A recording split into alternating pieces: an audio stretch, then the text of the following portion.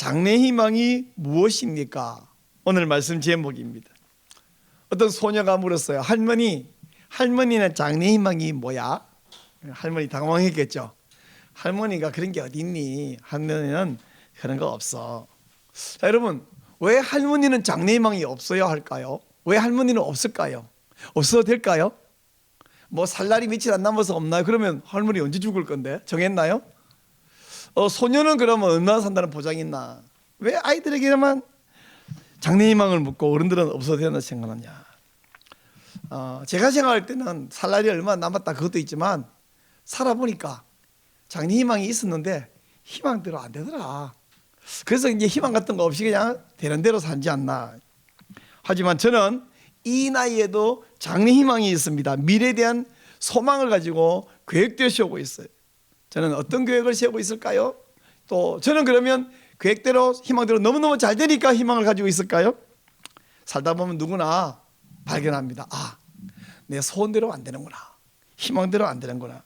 그러나 뭔가 소망을 가지고 계획을 세우고 추진하는 그 자체가 바로 인생이에요. 그리고 그런 속에서 하나님의 인도하심과 섭리를 발견할 수 있습니다.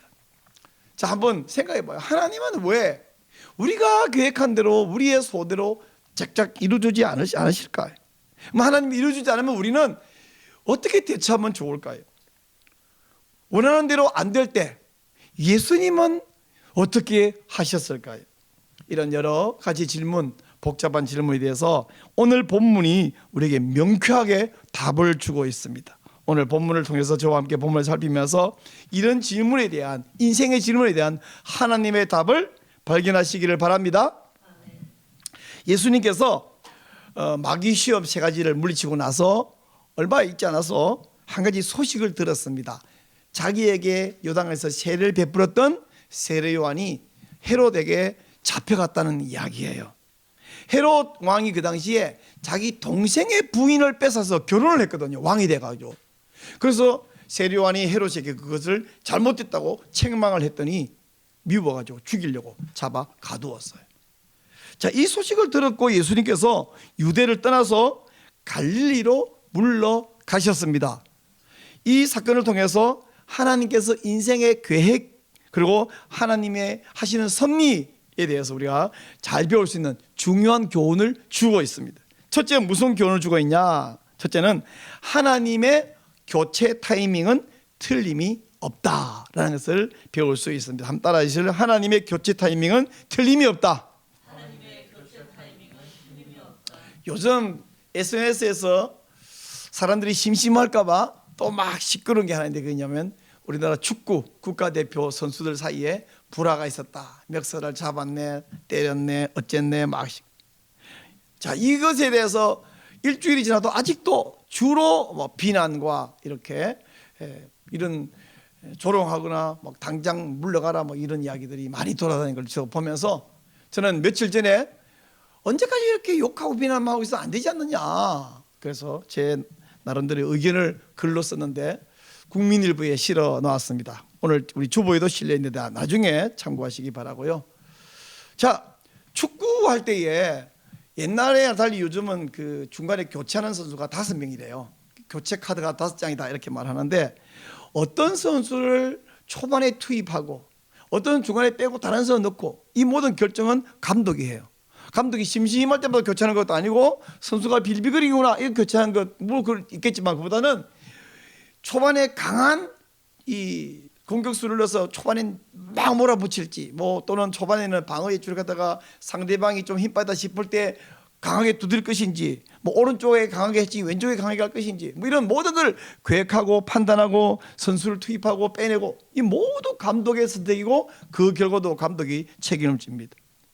모든 선수의 소원은 이거예요. 힘이 있어가지고 또 실력이 인정받아갖고 전후반 90번 다 뛰고 추가 시간 다 뛰면서 뛰는 중에 그냥 뛰는 게 아니라 최소 해트트릭 3골을 넣고 싶은 이게 선수의 소원인데 그러나 감독이 봐가지고 나오라 그러면 뭐는 뛰고 싶어도 나오라 그러면 나와야 되고 또 중간에 들어가라 그러면 벤치에 있던 선수도 들어가야 됩니다. 근데요 감독의 교체 타이밍 감독의 판단은 맞을 수가 있지만 간혹 안 맞을 수도 있죠. 그러나 우리 하나님께서 전략을 세우고 선수를 교체하는 이 타이밍은 틀림이 없음을 믿으시기 바랍니다. 요한이 헤롯에게 잡혀갔다. 이건 축구로 비유하자면 교체 타이밍이 됐다 하는 이야기예요. 이 소식을 듣고 예수님께서 갈릴리로 물러가셨다. 갈릴리로 가는 것은 갈릴리의 나사렛 마을을 이야기하는데 후에는 나사렛을 떠나서 가버나움으로 가서 사셨습니다. 그리고 마지막 구절에 보니까 이때부터 예수님이 천국 복음을 외치기 시작하셨다. 이 말은 이제 예수님이 등장할 때가 되었다. 이제 예수님이 교체 선수로 뛸 때가 되었다. 이런 의미예요. 근데 여러분 여기서 한 가지 궁금한 점이 있어요. 왜 예수님은 요한이 잡혀갔다는 이야기를 듣고 요한을 구출하려고 시도도 하지 않았을까요? 부도덕한 헤롯, 요한이 지탄할 때 예수님은 예수님 제자가 또 지탄해. 이래서 막 이쪽 그룹에 함께 지탄하면 헤롯이 좀 주춤하든지 뭐 포기라든지 사과라든지 대국민 성명하든지 뭐 이렇게 해야 되는데 왜 예수님은 조용히 물러가셨을까? 이것은 그것이 예수님의 사명이 아니었기 때문입니다. 예수님의 사명은 요한과 함께 헤롯을 지탄하거나 또 헤롯에게 요한이 잡혀갔다 자기도 외치다가 또 잡혀가거나 이것이 예수님의 사명이 아니었습니다. 복음을 전하고 제자를 세우는 것이 당시 예수님의 사명이고 결국은 예수님은 잡혀서 죽어요 나중에. 그러나 3년 후에 잡혀갈 것이고 그때 죽지 지금 죽는 것이 예수님의 사명이 아니었어요. 자, 그러면 예수님도 당신의 사명대로 움직이고 당신의 타이밍, 하나님이 주신 타이밍대로 움직인다면 저와 여러분도 마찬가지예요.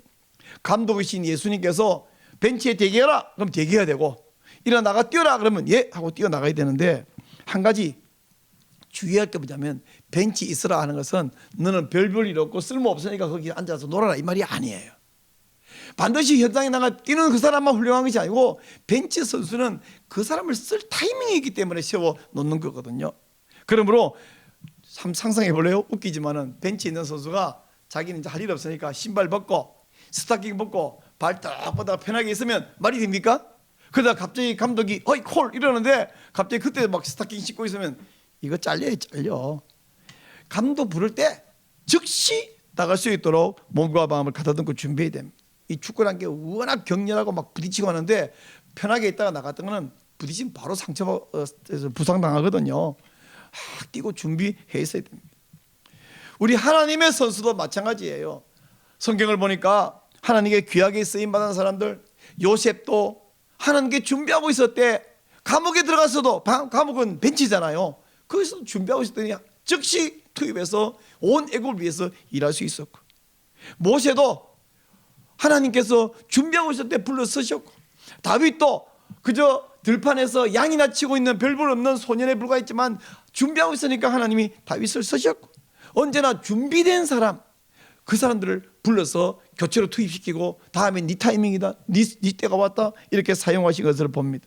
마찬가지로 저와 여러분도 하나님이 지금은 이렇게 뒀지만 언제 갑자기 어디 곳에 집어넣어서 쓰실지 모르는데 쓰시려고 할 때는 쓰임받을 수 있도록 준비하고 기다려야만 하나님의 타이밍에 나가서 쓰임받는 선수가 될 수 있을 줄로 믿습니다. 하나님의 교체 타이밍은 틀림이 없다는 사실을 믿으시기 바랍니다. 왜 나는 안 쓰시는 거예요? 이렇게 내가 열심히 했는데, 이렇게 준비했는데 하나님이 쓸 때가 있다니까요. 그걸 꼭 믿으시기 바랍니다. 두 번째 이 본문에서 주시는 말씀은 뭐냐면 쫓겨가는 것이 성공하는 것이다. 동의가 좀 안 되겠지만 일단 한번 따라해 보라서 말씀을 받으시죠. 자, 쫓겨가는 것이 성공하는 것이다. 이게 무슨 말일까? 자, 여러분, 우리는 뭐 내가 뭐 능력이 부족하고 머리가 안 좋고 뭐 어떻게 해서 쫓겨도 가고 쓰임 받지 않겠다 하시면 뭐지만 예수님은 그런 일이 없잖아요. 근데 우리 예수님께서는 두 번이나 쫓겨갔다니까요. 첫 번째 쫓겨간 건 뭐냐면 유대에 계시면서, 아니 우리도 수도권에 있어야 되고 특별히 서울에 있어야 되고 그래야 뭐 좀 할만하지. 저 지방 가보세요. 제가 목포에 가보니까 저쪽에 포항 쪽에 가보니까 땅들이 비어있는 땅이 많아요. 농사도 안 지은 땅도 있더라. 저 목포 쪽에 가니까. 근데 수도권이 있어야 말이 제주도 가야 되고 사람은 한양 가야 된다고. 그런데 예수님은요, 유대에 계셔야 되고 특별히 예루살렘에 계셔야 뭐가 좀 큰일을 하고 중요한 사람을 만나지 저 변방에서 일하겠습니까? 근데 유대에 있다가 헤롯이 잡혔다는 소식을 듣고 예수님은 갈릴리로 피신하셨어요. 아니, 예수님께서 정치적으로 투쟁을 하려면 얼마든지 할 수 있는 능력이 있습니다. 헤롯을 물리칠 수 있습니다. 근데 아까 말한 대로 그건 예수님의 사명이 아니기 때문에 그 일은 안 하셔요. 헤롯이 잡아갈 때 따라 나도 잡아가라, 나도 죽여라 이러고 요한과 함께 감옥에 갇히고 같이 목 달리고, 그 예수님이 할 일이 아니었어요. 예수님은 나중에 잡혀가서 빌라도에게 재판을 받지만 지금은 그런 때가 아니기 때문에 물러가셨습니다. 예수님이 물러가실 때에 물러가셨다면 우리도 조용히 있으라 그러면 조용히 있어야 돼. 안전한 곳으로 피신하셨어요. 두 번째, 예수님께서 나사렛에 있다가 또 가버나움으로 피했는데, 그때 왜 피했냐면 나사렛 사람들이 나사렛 회당에서 설교를 했더니 와, 할렐루야, 위대한 성신님 오셨군요, 막 맞이하기 당연한데 예수님을 신성모독 죄를 진다고 그 벼랑에 밀쳐서 죽이려고 그러는 거예요. 그러자 예수님은 아까 말한 대로 나중에 3년 후에 죽을 거예요. 그러나 3년 후에 죽어야 되고 십자가에 못 박혀 죽어야 되지, 지금 벼랑에 떨어 죽으면 그건 그냥 살해당하는 것입니다. 그러므로 예수님께서 가버나움으로 피신하셨습니다. 헤롯에 잡히지 않으려고, 또 고향 사람들에게 살해되지 않으려고 결국 가버나움까지 갔는데, 가버나움은 그 시대는 이방 땅으로, 이방 땅이 아닌데 이방 땅으로 취급받는 그런 곳이었습니다. 보통 사람, 나 같은 한 인간도 이렇게 쫓겨가고 또 쫓겨가면 신세 타령하지 않겠어요? 내 팔자는 왜 이러냐, 나는 왜 이렇게 안 풀리냐 이럴 텐데, 예수님인데요, 메시아인데요, 이렇게 두 번이나 쫓겨갔어요. 근데 이걸 두고 마태가 오늘 뭐라 그러느냐, 14절 말씀 보니까 이는 선지자 이사야를 통하여 하신 말씀을 이루려 하심이라. 다른 때는요 그냥 이 선지자의 말을 했는데 여기는 선지자 이사야까지 명시해서 이사야의 말을 이루려고 하십니다. 메시아 예언을 이루려 하십니다. 이 말은 예수님이 이렇게 쫓겨감으로 결국 가버나움까지 가게 됨으로 말미암아 메시아에 관한 예언을 예수님의 삶으로 성취하시고, 그 결과 그러니까 이 예수께서 바로 메시아가 맞지 않느냐 하고 증명하는 사건이 되었다 이야기입니다. 우리도 마찬가지. 여러분, 사람은 누구나 포부를 가지고 계획을 세우고 추진합니다. 그게 째깍째깍 승승장구, 그러면 얼마나 좋겠어요. 근데 때로는 내가 포부를 가지고 다른 곳으로 일부러 옮겨가기도 하지만 그렇지 않게 원치 않는 곳으로, 원치 않는 타이밍에, 좀 더 심하게 하면 남북의 창피한 이유로 장소를 옮겨서 가야 할 때가 있어요. 사람들에게 배척당하기도 하고요, 오해를 받기도 하고요, 또는 하는 일이 망해가지고 쫓겨갈 때 있습니다. 그때는 내가 왜 이래야 되는지 사실 이유를 모를 수가 있어요. 아니, 모를 때가 더 많아요. 근데 잘 모르지만 일단 쫓겨간 그곳에서 거기서 내가 할 수 있는 일을 최선을 다해 열심히 하고 있으면 나중에 하나님이 왜 여기를 보내신지 알겠다, 왜 이 자리에 보내고 이 사람들에게 보내는지 이제 알겠다, 나중에 알 수 있습니다. 저는 20살에 신학을 시작했잖아요. 그리고 열심히 교회를 개척하고 열심히 목회하고 싶었어요. 하다 보니까 또 하나님 은혜로 예배당도, 그죠, 우리 집사님 예배당도 멋있게 지었잖아요. 근데 여의치가 않아가지고 뭐니 해도 머니가 조금 문제가 돼서 다른 목사님에게 다 넘겨주고 나왔어요. 이제 나는 어떻게 하지? 근데 거기서 좌절해버린 것이 아니라 그 타이밍에 그 상황에서 다시 공부했습니다. 제가 신학대학원을 졸업하고 27년 만에 다시 그 학교에 다시 가서 박사과정에 공부해서 신학 박사가 되었어요. 근데 박사가 되고 이제는 설교학을 전공했으니까 설교학 교수가 좀 되면 좋겠다 싶은데, 하나님께서는 어느 신학교 교수 자리로 가는 것이 아니라 성혁명 세력과 싸우는 자리로 저를 데려다 놓으셨습니다. 이쪽 방면에 직함이 여러 개 있어요. 근데 이 일은 남들이 막 서로 하려고 하는 자리가 아닙니다. 왜 아니냐면 돈이 안 생기거든. 제가 여러 개 직함을 갖고 있어요. 무슨 사무총장, 무슨 위원장, 무슨 대표, 공동대표 막 하고 있는데 그 공통점은 뭐냐면 두 가지. 첫째, 성혁명 세력과 싸우는 직함들이고, 두 번째, 돈이 안 나와. 그 정도 되면 돈이 막 여기서도 한 몇 병 나오고 여기서 몇 병 가지고 한 달에 한 돈 1,000만 원 나오면 얼마나 좋겠어요. 그러면 왜 남들이 안 하려냐? 돈이 안 나오는 일입니다.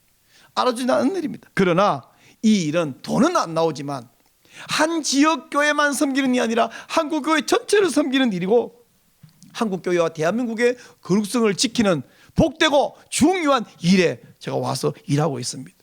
그럼 이제 돈도 안 되고 막 고생만 하냐? 고생하는 것도 있지만 그 한여름에 또 한겨울에 아스팔트에 외치기도 힘들고 하지만 또 인간적으로 유익한 점도 몇 가지 있어요. 하나만 이야기하면 우선 제가 예전 같으면 지역교회 목사만 있을 때는 만나기 너무너무 어려운 분들을 줄줄이 만나요. 제가 만나는 사람 가운데 박사, 어느 법학대학 교수, 학장, 또 그 병원 의사들, 변호사, 옛날에 변호사 한번 만나기 되겠는데 변호사 막 손에 이렇게 꼽은 그뿐이 아니고요.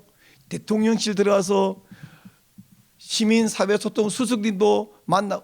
저는 옛날에는 그런 분들 만나면 명함에 핸드폰 번호 안 주는 줄 알았거든요. 다 적어서 주더라고요. 장관도 만나고. 요즘은 그분이 조금 나갔지만 한때는 장제원 의원 좀 괜찮았죠, 그죠? 유명 이런 분도 직접 만나서 명함도 주고 받고. 목회만 있다면 이런 인맥은 안 생겼겠지만 하나님이 이런 여러 인맥들도 만나게 좀 이렇게 제가 이제 까불면서 일부러 재미로 말하는데 제가 이제 만나는 사람들이 달라요. 저 그런 사람이에요. 이게 뭐 굳이 제가 유익한 걸 챙긴다면 이런 것도 있긴 있습니다. 그러나 뭐 그 사람 만난다고 뭐 돈 되겠어요? 돈이 안 돼요. 예수님께서 베드로에게 이런 말을 했어요. 다른 사람이 네게 띄우고 원치 않는 곳으로 데려갈 것이다. 요한복음 21장에서 말씀하셨는데 그게 바로 제자의 길입니다.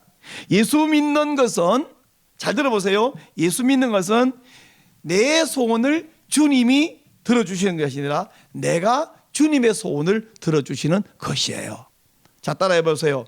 내 소원을 주님이 들어주시는 것이 아니라 주님의 소원을 내가 들어드리는 것이다. 예수 믿는 것은 그냥 도깨비의 방망이 뚝딱 하면 금이 쏟아지고 은이 쏟아지는 내 소원대로 주님이 오냐 응답해 주는 그게 예수 믿는 게 아니라 주님이 원하시는 거 있어요. 그 길을 내가 가는 거예요. 힘들더라도 가고 돈 안 생겨도 가고 더워도 추워도 가고 그게 예수 믿는 거라고요. 주님께 순종하는 거 그게 바로 여러분의 인생이 성공하는 것인 줄로 믿으시기 바랍니다. 그리고 주님의 짐을 지고 주님의 길을 가면요 그것이 주님께도 기쁨과 영광이 되지만 여러분에게도 영광이 되는 줄로 믿습니다. 그러므로 내가 지금 무슨 이유로 이 자리에 와 있고 무슨 이유로 이 사람들을 만나고 있느냐, 어쩌다가 내가 이런 사람들을 만나서 이런 일을 하고 있느냐, 그걸 생각하지 말고 이게 내가 원했던 장소냐 또는 원했던 일이냐 이거 생각하지 말고 주님이 여기다가 나를 데리다가 이곳에 살게 하고 이 사람 만나게 하는구나. 그러면 그 일을 어떻게 주님 뜻대로 잘할 수 있는가 열심히 하다 보면 주님의 뜻도 이루어지고 여러분의 인생도 멋지고 성공한 인생 될 줄로 믿으시기 바랍니다. 그러므로 제가 두 번째 뭐라고 했어요? 쫓겨가는 것이 성공하는 것이다 그 말씀드렸는데 아까는 이해가 잘 안 되는지 모르지만 이 말씀 듣고 이해가 되시죠? 아멘이 안 나오는데. 그러면 세 번째, 쫓겨가더라도 주님의 계획을 이룬다. 시작. 쫓겨가더라도 주님의 계획을 이룬다. 예수님께서 예루살렘에서 귀족들을 만나가지고 그들에게 복음을 전해야 되는데 저 가버나움으로 갔어요. 가버나움에 대해서 이사야가 뭐라 그러냐면 흑암에 앉은 백성이 큰 빛을 보았고 사망의 땅과 그늘에 앉은 자들에게 빛이 비쳤도다라고 이야기했어요. 겉보기에는 예수님이 좌천되신 것 같아요. 그죠? 예루살렘에서 변방 갈릴리로 저 가버나움으로. 근데 이것이 바로 이사야가 말하기를 이방 땅에 저 흑암의 땅에 빛이 비추어지기 위해서다라고 한 그 말을 이뤘다는 것이에요. 예수님이 가버나움에서 전도를 함으로 생명의 빛이 흑암 속에 비추어졌습니다. 예수님 거기서 제자들을 불렀는데 최초의 제자들은요 하나같이 다 어부들이에요. 베드로, 야고보, 요한, 안드레 다 어부 출신들입니다. 그 외후에 나중에 불른 제자들 보니까 율법학자 한 명도 없어요. 뭐 세리도 있고요, 또 열심당원도 있고요, 뭐 다양한데 예루살렘 율법학자 관리는 없습니다.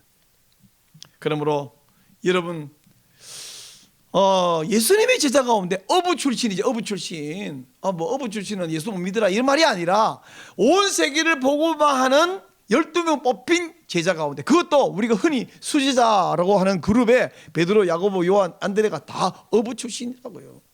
어부 출신이 온 세계를 제패할 호령할 만큼 대단한 참모가 되겠냐? 그러나 됐습니다. 그렇다면 이제 여러분 우리 자신을 생각합시다. 나는 남보다 돈이 많거나 똑똑하거나 서울대 출신이거나 관직이 높으냐? 그런 거 없더라도 주님께서 여러분을 사랑해서 제자로 삼으셨기에 여러분을 강하게 만들고 귀하게 사용하실 줄 믿으시기 바랍니다. 아니 어부 출신, 여러분 지금이나 옛날이나 어부가 그렇게 유식하거나 어부가 그렇게 대단하거나 어부가 그거 아니잖아요. 그러나 어부 출신도 수제자가 되었는데요. 그러므로 여러분 귀하게 하나님이 쓰려고 부르셨기에 나는 뭐 별거 아닌데 뭐 이렇게 있지 말고 벤치에 있는 선수를 별게 아닌 게 아니라고요. 국가대표라고 마찬가지로 소망을 가지고 용기를 내시고 소망 가운데 사시기를 축원합니다. 그렇다면 다른 사람 볼 때도 마찬가지예요. 전도할 때도 우리는 부자만 전도하자 혹은 높은 사람만 전도하자가 아니라 어떤 사람도 학식이 있든 없든 돈이 많든 적든 어떤 사람도 다 전도해서 영혼 구원하고 데려와서 하나님 앞에 데려오는 겁니다. 일부러 그렇다고 나가서 나는 가난한 사람만 골라 전도할래, 나는 어디 가서 장애인만 골라 전도할래, 그건 아니에요. 물론 장애인 전문 사역하는 단체가 있어요. 그게 다 장애인, 각종 장애인만 모여. 저도 그 장애인 단체 교회에 가끔 가서 설교도 봉사하고 이렇게 합니다. 그러나 그 교회는 장애인을 특수하고 그리고 장애인 교회이기 때문에 막 후원들도 많이 이렇게 들어오고 해요. 근데 일반 교회가 일부러 장애인 전도하는 건 아니죠, 그죠? 장애인도 전도하고, 부자 있으면 나는 부자는 피할래 아니고 내가 안 부자라도 부자도 전도하고, 내가 평범한 사람이지만 상대방이 박사고 교수면 그분도 전도하고. 여러분 어떤 사람이든지 여러분이 만날 수 있는 사람, 내가 못 만날 배경이 있는 사람 말고 만날 수 있는 그 사람에게 복음을 전할 때에 그것이 바로 주님의 뜻을 이루는 방법인 줄로 믿으시기 바랍니다. 마지막으로 우리가 그러면 어떻게 전도하면 좋겠냐? 저는 말주변이 없어서 잘 못하는데요. 그럴 수 있습니다. 그러나 예수님이 전하신 복음은 참 단순해요. 여러분 17절 아까 함께 읽었는데 한 번 더 읽어보겠습니다. 이때부터 자 시작. 이때부터 예수께서 비로소 전하여 이르시되 회개하라 천국이 가까이 왔느니라 하시더라. 아멘. 예수님이 복음을 전한 것을 요약하면 딱 두 마디. 회개하라 천국이 가까이 왔느니라. 첫째는 회개하라, 그리고 두 번째는 천국이 가까이 왔다는 말은 천국을 받아들이라. 바로 이 두 마디를 조선시대 일제시대에 살았던 최봉석 목사님은 더 줄여가지고 한자말로 줄여가지고 예수천당 불신족 이렇게 줄였어요. 그래서 이분은 뭐 사람만 지나가면 무조건 발을 땅바닥을 콱 굴리면서 소리를 빽 지르면서 예수천당 불신족 그걸 외치고 다녔다는 거 아닙니까? 근데 요즘 어떤 분들은 그렇게 말해요. 요새 예수천당 불신족 그래갖고 전도가 됩니까? 요즘 사람들이 그런 말 싫어해요. 제가 그런 분 계시면 한번 물어보고 싶어요. 그러십니까? 그럼 뭐라고 말하면 전도가 되는데요? 여러분 예수 믿으면 천국 갑니다.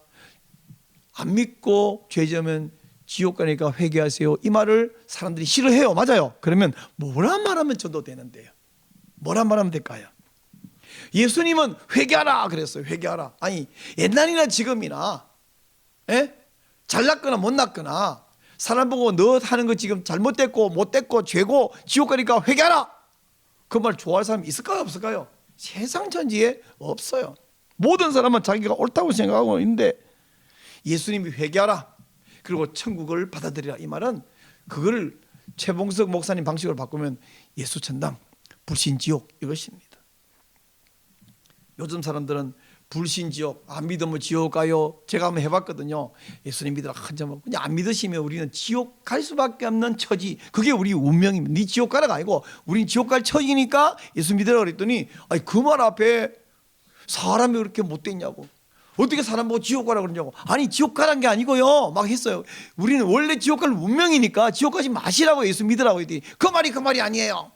어떻게 그 말로 들리는지. 사람들은 싫어요. 지옥 가라는 거 아니라고요. 세 번째 말에도 그 말이나 그 말에 똑같은 소리지. 어떻게 사람 보고 지옥 가라 그러냐고. 못됐다고. 그 솔직히 예수 믿으라고 전도하던 목사가 못된 사람 지옥 가라고 저주하는 사람 밑에 가지고 쫓겨난 적도 있습니다. 싫어해요. 사람들은. 옛날에는 안 싫어했겠어요? 근데 여러분, 전도는요 원래 미련한 거라고 바울이 고린도전서 1장에서 말하고 있습니다. 요즘 사람들이 예수 전당 불시지옥 그 부vam 주고 효과 없습니다. 그 옛날 사람들은 좋아했겠냐고. 그러면 나놓고 여러분은 물어보세요. 여러분은 예수 천당, 즉 예수님 믿으면 천국 갈 수 있습니다. 불신지옥, 믿지 않는 모든 사람은 지옥에 떨어지는 운명입니다. 이 말을 믿으세요, 여러분? 믿으세요? 믿으니까 이거 와 있죠? 제가 확실히 말씀드리는데 세상에는 여러분 같은 종자가 또 있습니다. 다만 누군지를 모를 뿐이지. 그래서 안 믿을 그 사람은요, 우리가 모든 좋은 말을 막 친절하고 막 선물 주고 다 해도 끝에 가서 안 믿을 사람은 안 믿지만, 믿도록 하나님이 준비시켜 놓은 사람은 그냥 예수 천당, 불신지옥, 예수 믿고 천국 가십시다, 안 믿으면 지옥 갑니다, 이 말, 좋지 않은 이 말 듣고도 회개할 사람이 있다니까요. 여러분 당장 그 중에 한 분이 여러분이잖아요. 세상에는 그런 사람이 있습니다. 제가 옛날에 젊을 때요, 서울 살 때 남대문 시장을 갔거든요. 갔더니 이 큰 판때기를 놓고 거기다가 옷을 막 이렇게 수북이 썩이처럼 쌓아놨어. 그리고 여자들이 막 발을 굴리면서 막 쓰면서 골라 이러더니 뭐라냐면 골라 하는 게 있더니 뭐라니, 여기 지나가 아줌마가, 야 아주머니 빨리 와서 만져봐. 왜 안 만져보는 거야? 안 만져보는 이유를 대봐. 이유 뭐 때문에 볼기장발도 생각해. 남편은 메레스 쪼가리 입고 회사에 보내놓고 왜 옷을 안 만져보는 거야? 뭐 여단을 치는데요. 그 말 들으면 그 온 서울의 아주머니들이 기분 나빠갖고 돌아가 버릴 것 같은데, 전부 빙 도사가 다 옷을 주물러 만지고 하더니 골라가지고 하더니, 저도 제 아내에게 이렇게 하나 얻어 입었어요. 멋있는 니트 하나 다 얻어 입었죠 그때. 아니 다 잘난 아주머니들이 그 상인이 그렇게 무례하게 막 볼기장 맞을 생각하래. 내가 들으면서, 야, 저 사람 진짜 무슨 배짱이야? 왜 남의 귀부인들 보고 말을 아줌마 만져보라고 이게 야단을 치는데, 그 야단 맞으면서 옷을 사가더라니까요. 무슨 이야기예요? 그분이 친절하게 말하고 교양 있게 말해서가 아니라 옷이 마음에 들고 가격이 싸니까 사가는 거 아닙니까? 그 아저씨는 그냥 저 사람 원래 말투가 이러지, 저분이 말이 왜 저래가 아니에요. 그 말투는, 장사꾼의 말투는 상관할 게 아니요. 옷을 고르면 그뿐이요. 예수 전당 불신지요 그만 소리 지르고 다녀도 성령이 역사하시면 누군가의 마음을 울리고 그 사람을 믿게 된다는 이야기를 제가 하고 싶은 것입니다. 그러므로 나는 뭐 말을 예쁘게 못해서, 예쁘게 하면 더 좋겠지만 일부러 무리하게 하는 말은 아닙니다. 할 수 있는 한 친절하는 게 맞아요. 그러나 더 미사여구를 더 학자적으로 하지 못해서 전도 못합니다. 그런 말은 없다는 거예요. 가급적이면 교육 있게 하되 그냥 내 할 수 있는 말만 하면 이래갖고 이거 듣고 누가 믿어요? 그래도 믿어요. 사형이 들고 읽어주면서, 첫째는 그 읽으면서 자기가 회개하고, 두 번째는 그 읽어주는 더듬더듬 읽어주는 그걸 듣고 상대방이 회개하는 것을 우리 많이 경험했지 않습니까? 여러분, 세례 요한도 회개하라, 예수님도 회개하라, 베드로도 회개하라, 사도 바울도 회개하라, 전 세계 돌아다니면서 회개하라고 외쳤어요. 그럼 우리는 뭐라 할까요? 우리도 회개하라. 그런 말 싫어합니다. 싫어해도 회개하라. 그리고 효과 없습니다. 효과 있는 사람이 있어요. 아까 말한 남대문 시장, 그 사람은 막 사람마다 다 상한 게 아니라 휙휙 지나가는 사람이 있어요. 그러나 거기 둘러서서 그걸 만져보고 사가는 사람도, 사가는 그 사람을 보고 그 사람이 그렇게 외쳐되는 것이거든요.